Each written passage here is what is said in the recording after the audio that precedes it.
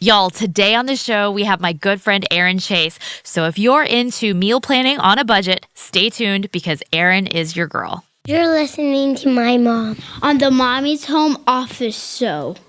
Okay, Mom, yes, your turn. Love you. Yeah, push Mommy up. Aw, thanks, guys. Now go play so I can record this. Welcome to the Mommy's Home Office Podcast, where I pull back the curtains and talk about the realities of starting and running a successful online business from home. I'm your host, Nicole Wynn. Let's do this. Okay, today on the show, we have my good friend, Erin Chase, who is the creator of $5 dinners and Freeze Easy Meals. And I'm so excited to have her on because she has really taken this online entrepreneur world by storm. So let's jump in. All right, Erin Chase, welcome to the Mommy's Home Office Show. I'm so excited to have you on. Thank you for having me. I'm super excited to get to share with y'all today. Yay. So I've known you for almost 3 years now. I can't believe it's been that long.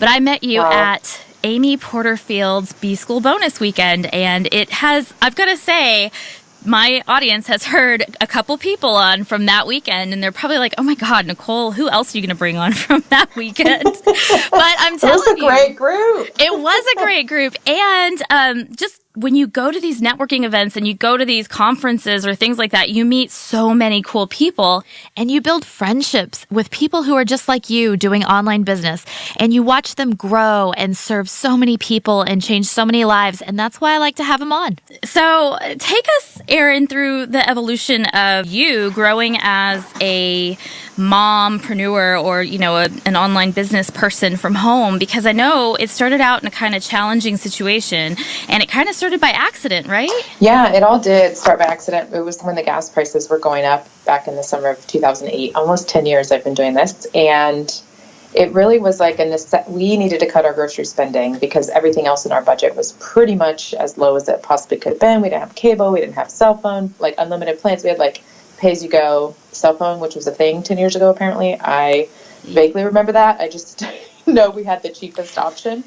And so I think you can still do that. I think they're just burners now. I am on the unlimited one, and I will not come off it. I'm like been grandfathered in. Anyways, so we just needed to cut back somewhere, in the grocery store made the most sense. And so I started sharing what we were making for dinner, how much ingredients were costing, couponing, shopping trips, all kinds of different things.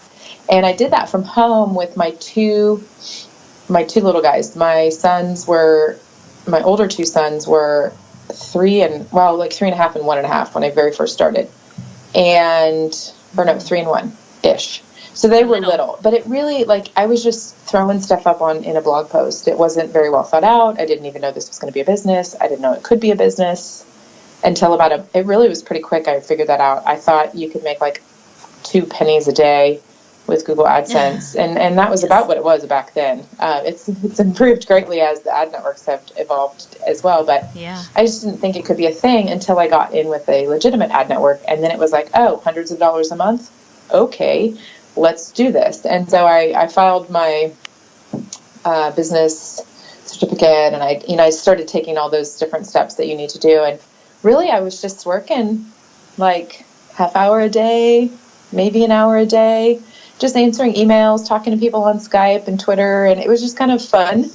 And the kids got older. I had a third son, and I signed some cookbook contracts that got real interesting, having to crank out all that, the recipes and the recipe testing and recipe writing and everything. And a lot of that happened on the weekends when my husband was home. He would take the boys to the park, and I would spend 8 hours typing up recipes to test and then tweaking them out, right? So we would just round and round and round with that. So we would do, and then it evolved to, I took a consulting position in 2012, about halfway. And with the consulting position, that really needed my full-time attention, and it paid well enough to hire a 2-morning-a-week nanny. And she would come to our house, and I would go work at Starbucks. Not kidding. I would walk in, they would start making my order. It was right, I could walk from my house to the Starbucks, and they would start making my order, and then, so that, that was only, 10-ish hours a week, plus the other work I was doing, and so I kind of juggled it, nap times and evenings, and whenever the kids were playing nicely, I would sneak in, half hour here, half hour there. So it was kind of piecemealed together based on when I could fit it in. And, that was when my boys were, 5, 6, 7. Let's see, we moved here when Ryan was 8. So yeah, it was very much, I had a couple hours a week that was dedicated, but the rest of the time was but that was also for my consulting position. And the rest of the time that the blogging that was happening on $5 dinners was very, an hour here, burning the midnight oil this night, sneaking in during nap time on this night or this day. And so it was just finding the pockets of time and then just being hyper focused and diligent and using that time wisely so that then I could be with the kids the other times of the day. That's the part I find the hardest, I think, is trying to turn it on and off. Like going from so my kids, because I am a better mom when they are at school. Yes. They go to, my oldest is 7. He's in second grade. And then I have 2 littles, a 5 and a 3-year-old. And they are at a Primrose, daycare, preschool. So they do well there. And I always feel guilty if I leave them there past 4 o'clock. But sometimes I'm like, oh God, if I could just get an extra hour in or do whatever. And then I find myself sometimes bringing the kids home and then sneaking off to my office to do extra things. And I'm trying to really, really, really work at that. Because I only get 3.5 hours a day with the kids before it's bedtime, right, Right. So it's just so hard. A hard diligence, habit, consistency. Get your phone out of your hand, put it in a basket somewhere. Yeah. For sure. Yes. That's been more of a struggle for me recently with the phones. In my phone, customer service ping, and then there's a Facebook group ping. I don't have very many notifications, but the handful that I do have, Slack often require quick attention. Voxer, it's really just Voxer, Slack, and our customer service ones that get me. And I only have the notifications turned on when I get tagged and stuff. And so sometimes that's just tricky. And sometimes it's, I'll answer this in the morning, or if it's really an emergency, text me kind of thing. And so I think it's just setting up those boundaries with yourself and with anybody that you're working with, because that's really, we don't want our kids to see us with our noses in our phones, because then when they get their phones, they're just going to do the same thing, which we already see. Our kids are a little bit older. We see that already. And so we're trying to find that balance, because a little bit of time is fine, but a lot of time is not fine. Right. And so it's just finding that little balance. It's really comes down to just habit and just being diligent and disciplined on the day-to-day, catching yourself, setting yourself up for success, whether it's a basket or, no devices after dinner. I often will do responses up until dinner. Okay.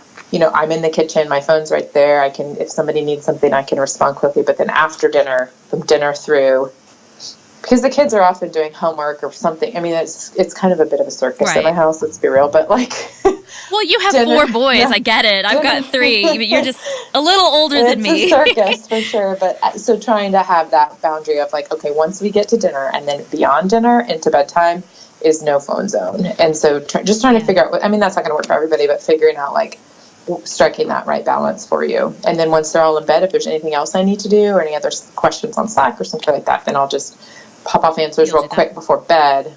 So that kind of in my head, all the loose ends are tied up for the day. So now that you have your established business and you're not just, piecemealing it with hours, what do your days look like now? Oh my gosh, it's wildly different from 5 years ago. So we moved to San Antonio almost 6 years ago, and I ended up bringing on a 3 out of 5 days a week nanny, essentially, and personal assistant. She kind of helps me in both arenas with the kids and in just errands and appointments and people things and local things. And so she's been such a huge blessing to our family and to me. And one of my friends the other day said, she just keeps about her nanny, she just keeps my life going. And I'm like, yes, that's it. That's exactly it. And so she has been hugely helpful kind of locally and with the kids. And so I do work from 9 to 2 or 9 to 3 at the office straight every day. And it's Okay. Some days are broken up by, like tomorrow morning, my son has an appointment at 9:30 in the morning for his knee. There's always things that break it up, whether it's an appointment or running over to the gym or whatever it might be. But pretty much 9 to 3 is my, kind of power time. Yeah. And I'm not a morning person. I 100% do not believe in the miracle morning. In the no offense, Hal, in the sense that it needs to happen in the morning.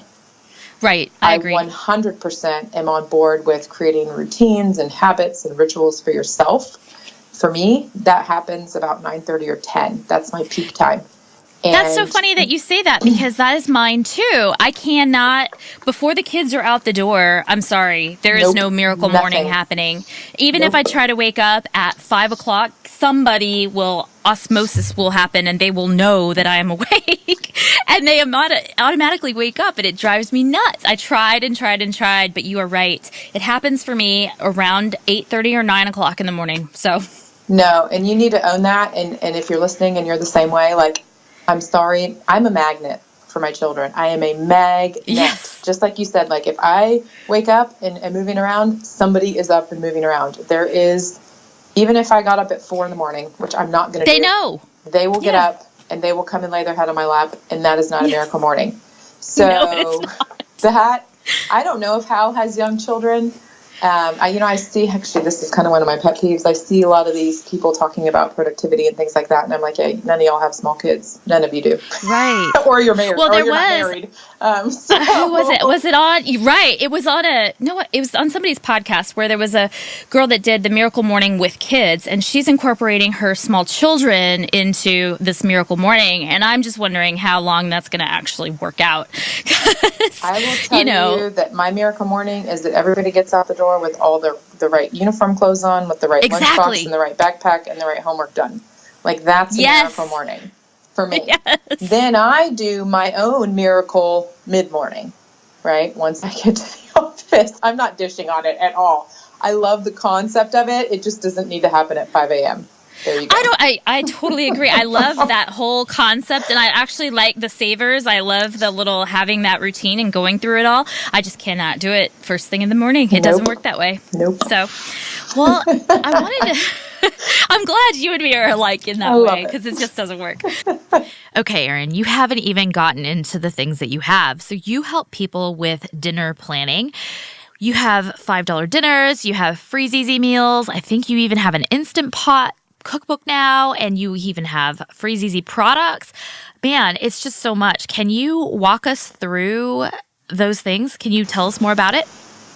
Sure. So $5 Dinners is kind of my main website, the biggest one, certainly, again, the one I'm known for. And it's where we share budget-friendly recipes and helpful tips and tricks for grocery shopping and meal planning, all the things that come along with feeding your family every day. And that has evolved and morphed into a number of different resources and tools that we have developed. Weekly meal planning, freezer cooking, and freezer meal planning, and a couple of different courses for grocery budget and grocery savings, as well as being efficient in the kitchen. And it's kind of evolved as we've seen and heard the need from our community. We've created the resources that they need to be successful in the kitchen. That's awesome. I really loved your, I think it was your $5 dinners for the Whole30. Yes. Because that saved me when I was doing the Whole30. If you don't know what that is, that's like this paleo program on crack, and you've got to take out all sugar, all sorts of stuff. I mean, it's like you can't even have paleo desserts or anything like that. It makes it really, really strict.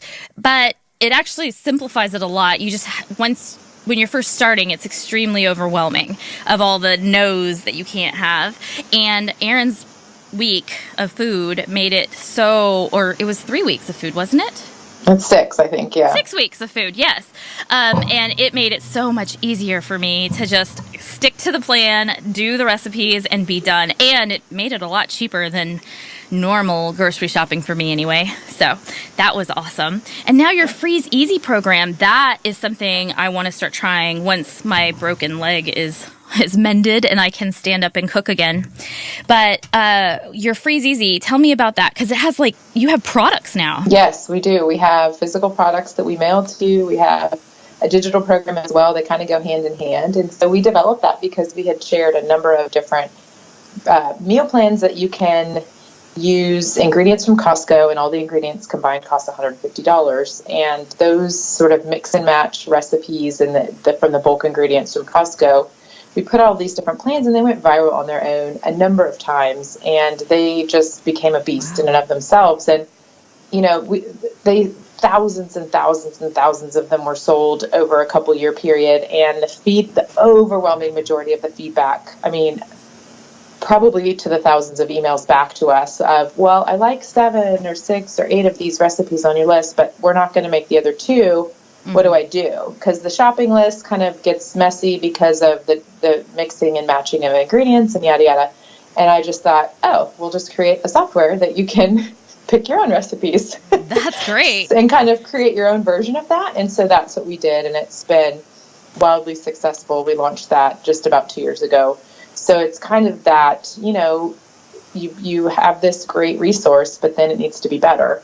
And so that's why we built Freeze Easy the way we did, so that you can pick and choose the recipes that will work for your family, for your dietary restrictions. We have a whole 30 category. So that makes it easy to get ahead of dinner with the recipes that will work for you, not the recipes that Erin says work best in this combo or whatever. Cool. I really like that. I'm going to have to definitely try that. Or maybe I could get my nanny to come in and do that one day for me. There you when go. When the kids are at school. Now that you're way talking. we can have food. I know, right? As much as I can outsource. Exactly. So you've got so much going on with you right now between the $5 dinners and the Freeze Easy. And now you've started a new thing called Intentional Bites. Isn't that it? Yes, this is our new planner. This is our first planner that we've ever released, and I am ridiculously excited about it. And I'm just like, hurry up and get here. Yes, I cannot wait, because we talked about this at FinCon last year, and in Dallas, when you came to Dallas, and I have been so excited, and I'm so glad that it all came through and it's actually happening, and I can't wait to get my hands on it, because I am definitely one that needs the intention behind my food and not just mindless eating and that kind of stuff, and all the reasons behind that. So I'm really excited about it. Yay. Yeah. This is kind of my, you talked about the Whole30, and any sort of restrictive diet is really what it's designed for, but it could work, apart from I need to switch to keto, right, or I need to switch to paleo or AIP or whatever. You could use it without that, but it's really, when I've done a couple of rounds of Whole30, and I'm a food blogger. Mm-hmm. I'm swimming in food and recipe ideas as well as content on my own website. And there's still this process that you have to go through when it comes to making a change to a restrictive diet. And there wasn't a resource that I could find to help me through that. And so that's what we created. Sorry, my little boy just came in and he's telling me somebody's here. Who is it? No, come. Is it Miss Allie? No. Okay, then they're going to have to wait. No, come. Okay. Well, Erin, it looks like I'm going to have to wrap this up soon. So No, sorry. I did not expect to have a 3-year-old homesick with me, and he's got stuff all over his face, so I'm not sure what he was into. But great. Never know. You never know. You never know. But this is Mommy's home office in real life. It really is. Thank you so much for coming on the show. I'm so excited to share you with my audience, and we'll have to talk again soon. Sounds good. Thanks, Nicole. All right. So you guys can find Erin over at $5dinners.com and everywhere on social media at $5 Dinners. She's awesome. If you're looking for meal planning on a budget, then she is your girl.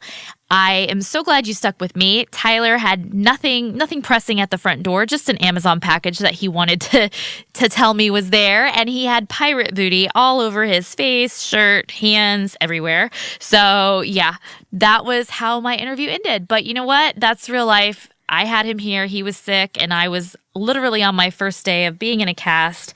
Having an interview with Erin was awesome, and I hope it was super beneficial to you guys. So head on over to mommy'shomeoffice.com/starter kit to get your hands on my online business starter kit. You guys are going to love it. and I hope you have a wonderful week. I'll see you next week. Bye for now. I really hope that you're loving this podcast as much as I am. If you are, please, please, please leave a raving review on iTunes so more moms can find us. Easiest way to get there, mommyshomeoffice.com/iTunes. And just one last thing. Mom, you've got this. Now go kick some ass.